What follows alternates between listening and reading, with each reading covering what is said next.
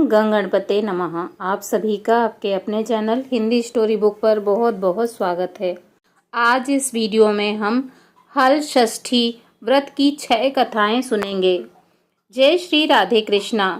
प्रिय भक्तों, आज भाद्रपद मास की षष्ठी तिथि है और आज ही के दिन हल छठ या हल षष्ठी का पवित्र त्योहार मनाया जाता है। आज का पावन दिन भगवान श्री कृष्ण के बड़े भाई बलराम जी को समर्पित होता है। हल छठ का व्रत रखने और इसकी व्रत कथा को सुनने से मनुष्यों के सभी जाने और अनजाने में किए गए पाप नष्ट हो जाते हैं और सभी मनोकामनाएं पूरी होती हैं। संतान की लंबी आयु के लिए यह व्रत रखा जाता है और भगवान के आशीर्वाद से संतान के जीवन पर आए सभी संकट दूर हो जाते हैं।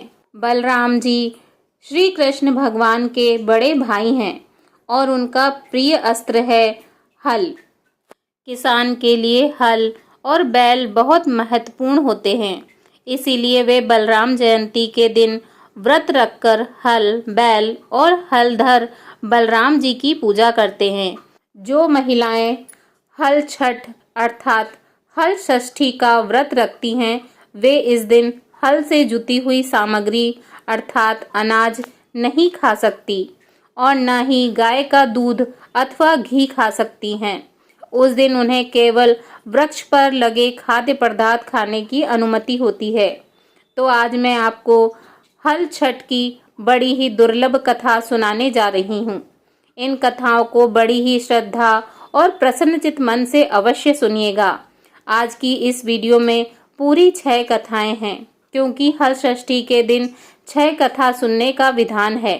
कहा जाता है कि अगर हल षष्ठी के दिन 6 कथाएं न सुनी जाएं तो व्रत अधूरा माना जाता है।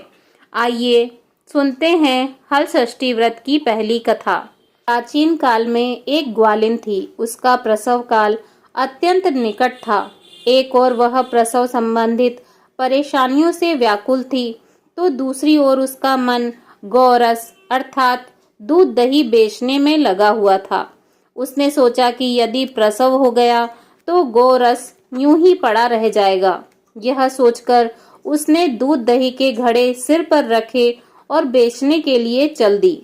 लेकिन कुछ दूर पहुंचने पर ही उसे असहनीय प्रसव पीड़ा शुरू हो गई। वह एक झरबेरी की ओट में चली गई और वहां एक बच्चे को जन्म दिया। वह बच्चे को वहीं छोड़कर पास के गांवों में दूध दही बेचने चली गई। संयोग से उस दिन हल षष्ठी थी।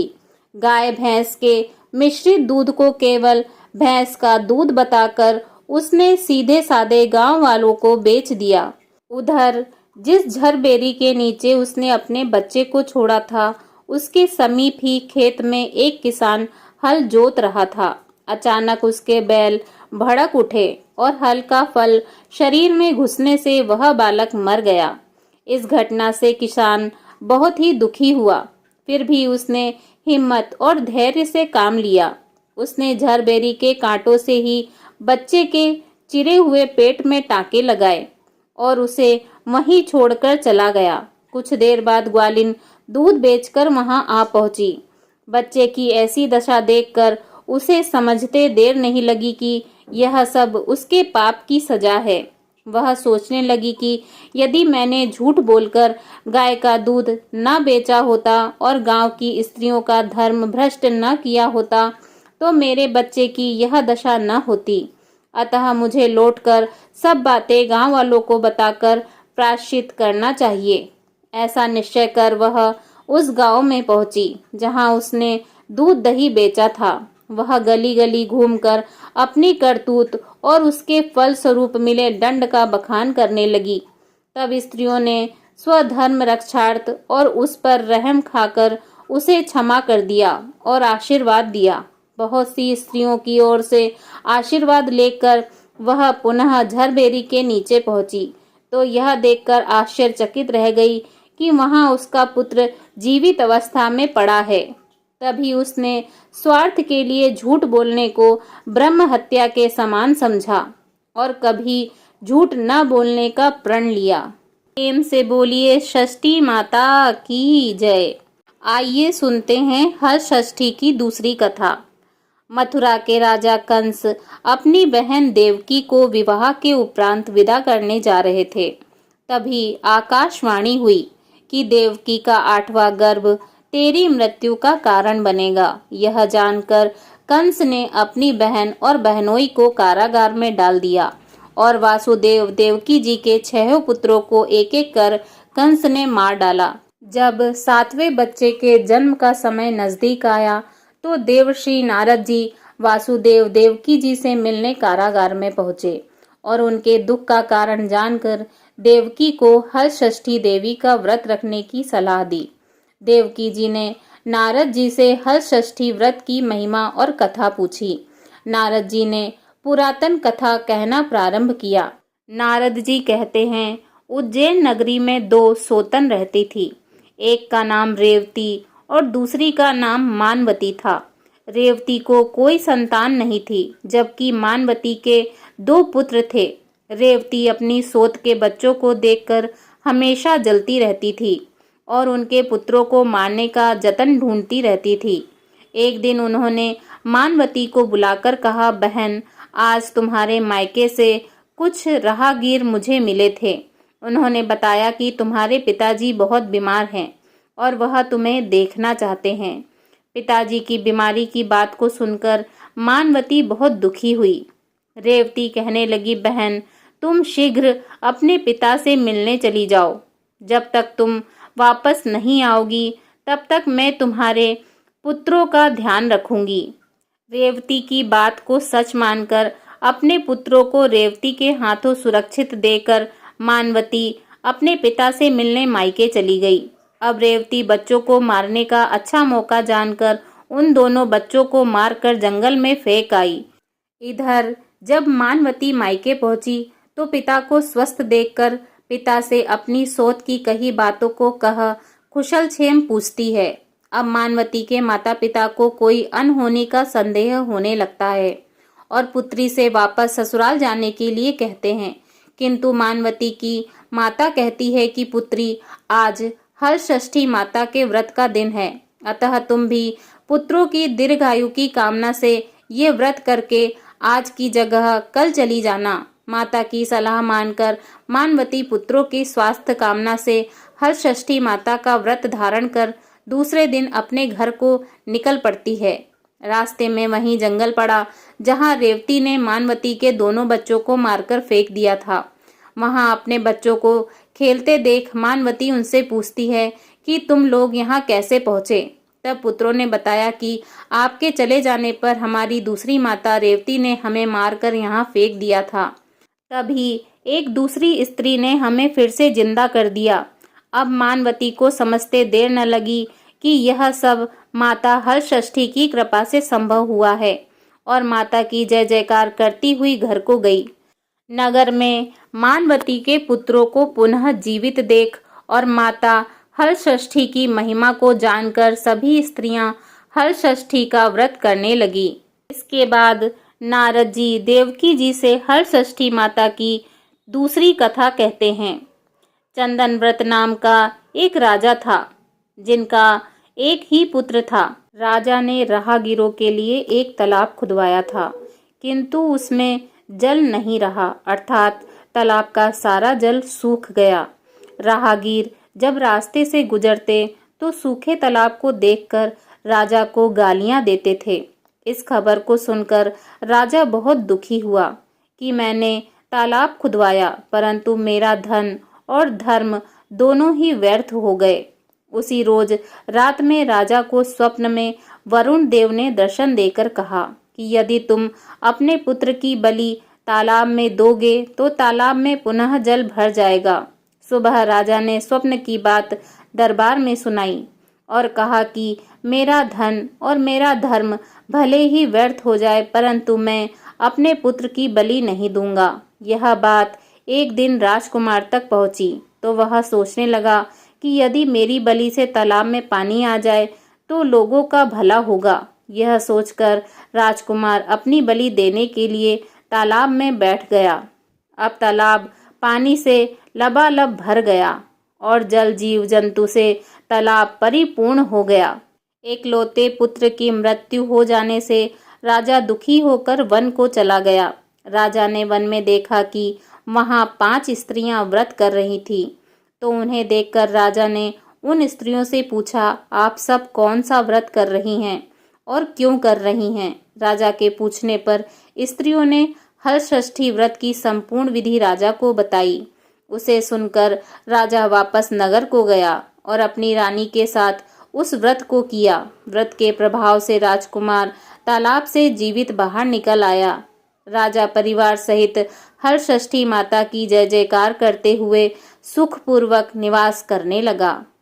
नारद जी ने देवकी से हलषष्ठी व्रत की और कथा कहना प्रारंभ किया कि दक्षिण में एक सुंदर नगर है। वहां एक बनिया अपनी भार्या के साथ रहता था। दोनों पति पत्नी स्वभाव से बहुत ही अच्छे व संस्कारी थे। बनिया की पत्नी गर्भवती होती संतान को जन्म देती थी, किंतु भाग्यवश उसके संतान कुछ समय उपरांत मर जाते थे। इस प्रकार एक एक करके बनिया की पत्नी के 6 संतान मृत्यु को प्राप्त हो गए। इस कारण दोनों पति पत्नी बहुत ही दुखी होकर मरने के उद्देश्य से घर से वन की ओर चल दिए। वहां जंगल में एक साधु से उनकी भेंट हुई तो उन्होंने साधु से अपनी व्यथा कह सुनाई। साधु ने ध्यान लगाकर देखा कि बनिया की संतानें कहाँ हैं। साधु ने ध्यान में यम, कुबेर, वरुण, इंद्र आदि लोक में ढूंढा, किंतु जब वहां बनिया के बच्चे नहीं दिखे तो साधु ब्रह्म लोक को गए। वहां साधु ने बनिया की सभी संतानों को देखा और उनसे अपने माता पिता के पास लौटने का आग्रह किया। बच्चों ने वापस लौटने से मना करते हुए कहा कि मुनिवर, इससे पूर्व हम कई बार जन्म ले चुके हैं। हम किस किस माता पिता को याद रख उनके पास जाएं। हम जन्म, मृत्यु और गर्भ के चक्कर से अब मुक्त हैं, अतः अब नहीं जाना चाहते।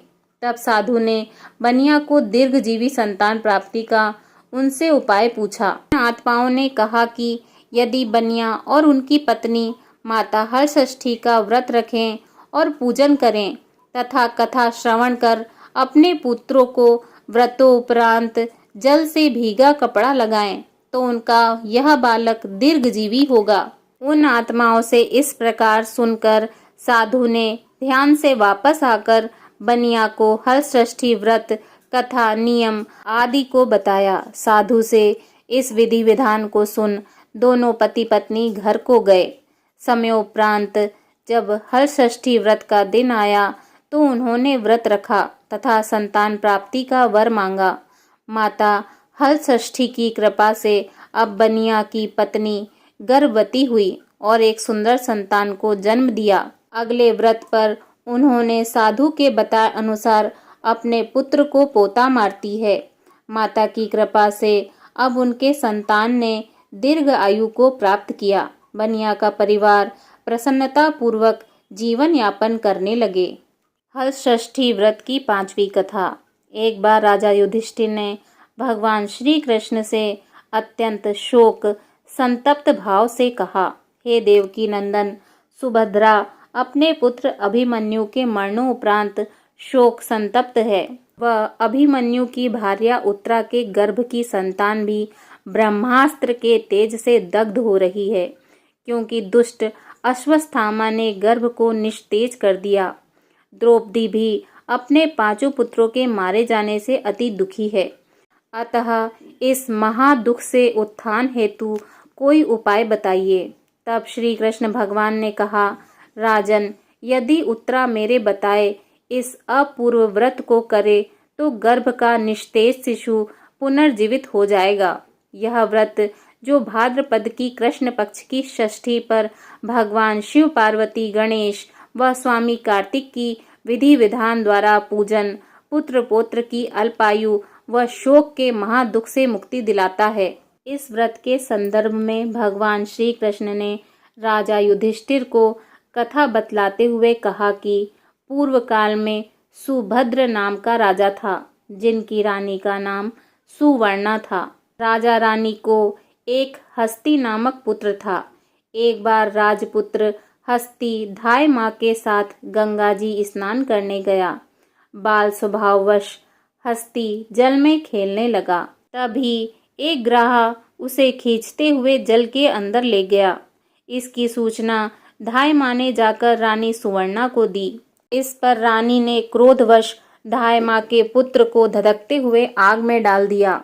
पुत्र शोक से व्याकुल धाय माँ निर्जन वन को चली गई और वन में एक सुनसान मंदिर के पास रहने लगी। वन में सूखा तृण, धान्य, महुआ आदि जो मिलता खाती और मंदिर में विराजित भगवान शिव और माता पार्वती और भगवान श्री गणेश जी का पूजन करती और इसी तरह वह अपने दिन व्यतीत करने लगी।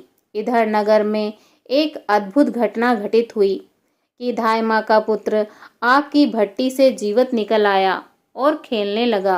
यह खबर पूरे नगर में फैलते हुए राजा रानी के पास पहुंची तो उन्होंने इस घटना के विषय में पुरोहितों से पूछा। तभी सौभाग्य से वहां दुर्वासा ऋषि पहुंचे। राजा रानी ने ऋषि का पूजन कर धाय पुत्र के जीवित हो जाने का कारण पूछा तो दुर्वासा जी ने कहा कि राजन, आपके डर से धाय जंगल में एकांत होकर व्रत करने लगी। यह सब उसी व्रत का प्रभाव है। अब राजा रानी सभी नगरवासियों के साथ दुर्वासा जी की अगुवाई में उस जंगल में धाय के पास जाकर उस व्रत के विषय में अधिक जानकारी पूछी। तब धाय ने कहा कि राजन, मैं पुत्र शोक से दुखित होकर यहाँ रहने लगी और यहाँ व्रत ग्रहण कर भगवान शिव और माता पार्वती, गणेश जी व स्वामी कार्तिकेय का पूजन कर सूखा तृण, धान्य, महुआ आदि खाकर रहने लगी। अब रात को मेरे स्वप्न में मुझे शिव परिवार के दर्शन हुए और तुम्हारा पुत्र जीवित हो जाएगा ऐसा वरदान दिया। अब रानी ने व्रत की विधि विधान को पूछा तो दुर्वासा ने हल षष्ठी व्रत की संपूर्ण विधि विधान को बतलाया। राजा रानी ने हल षष्ठी व्रत की महिमा जानकर व्रत को किया। व्रत के प्रभाव से राजपुत्र हस्ती ग्रह के चुंगल से छूटकर खेलते हुए नगर आया। अपने पुत्र को पाकर राजा रानी सुखी हुए और धाय के पुत्र के साथ प्रसन्न होकर निवास करने लगे। वहीं बालक हस्ती आगे चलकर परम प्रतापी हुआ और अपने नाम से हस्तिनापुर को बसाया। इस प्रकार भगवान श्री कृष्ण ने युधिष्ठिर से हल षष्ठी व्रत की महिमा का ज्ञान देते हुए कहा कि हल षष्ठी व्रत कथा पहले नारद जी से सुन। मेरी माता देवकी ने इस व्रत को सबसे पहले किया, जिसके प्रभाव से उनके आने वाले संतान की रक्षा हुई।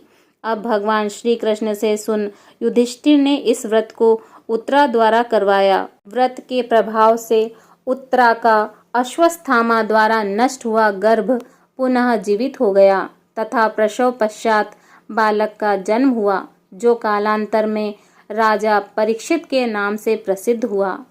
षष्ठी व्रत की छठी कथा।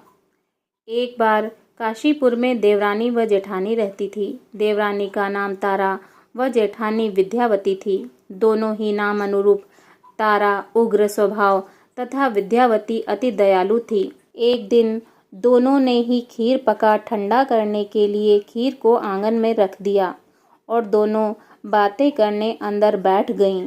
तभी दो कुत्ते खीर देख खाने लगे। अब आवाज़ सुन दोनों देवरानी व जेठानी बाहर आईं तो अपनी खीर को कुत्ते को खाते देखा। विद्यावती अपनी खीर को जूठा जान बचा शेष को भी कुत्ते के सामने पुनः डालाई, जबकि तारा दूसरे कुत्ते को कमरे में बंद कर खूब मारने लगी। जैसे तैसे वह कुत्ता अपनी जान बचाकर बाहर भागता है। दूसरे दिन दोनों कुत्ते एक जगह पर मिलते हैं और एक दूसरे का हाल पूछते हैं। इस पर विद्यावती की खीर खाने वाला कुत्ता कहता है कि वह स्त्री बहुत ही दयालु थी। उसने मुझे बाकी बची खीर भी खाने को दी। ईश्वर करे जब मेरा दूसरा जन्म हो तो मैं उसकी संतान बनूं और उसकी खूब सेवा करूं। अब दूसरा कुत्ता कहता है कि मैं भी उसी औरत की संतान बनूं, जिससे कि मैं उससे बदला ले सकूं। उस दिन हल षष्ठी व्रत था।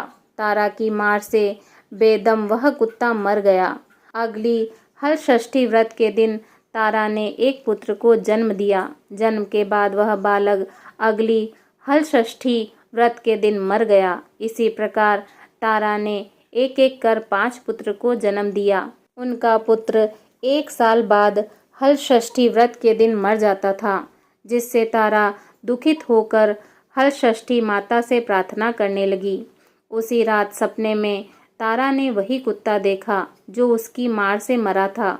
कुत्ते ने सपने में तारा से कहा कि मैं तुमसे बदला लेने के उद्देश्य से तुम्हारा पुत्र बनकर आता हूँ और मरकर पुनः जाता हूँ। जब तारा ने अपने अपराधों के लिए क्षमा मांगी तो उस कुत्ते ने कहा कि तुम हल षष्ठी व्रत करो, जिससे तुम्हें दीर्घजीवी पुत्र की प्राप्ति होगी। सपने में कही विधि अनुसार तारा ने अगली हल षष्ठी को व्रत किया और माता से आशीर्वाद मांगा।